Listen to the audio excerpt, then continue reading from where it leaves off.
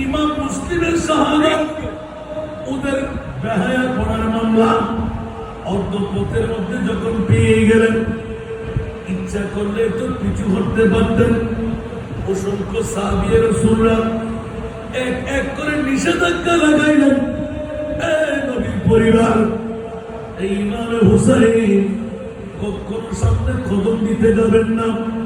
কুফাবাসীরা আপনার বাবার সাথে বেওয়াফাই করলেন, আপনার সাথেও বেওয়াফাই করবে। ওরা লিখনির মধ্যে দখলের মধ্যে যদিও বা সফর, ওরা কখনো সফর রক্ষা করবে না। ইমামে আলী মাকাম হুসাইন এলান দিলেন, ১৫০ অথবা ১৫০০ চিঠির আখেরি লিখনটা দেখে নাও। আমি যাচ্ছি না, আমার মুনিব আমাকে যেতে বলছেন, জোরে বলুন সুবহানাল্লাহ।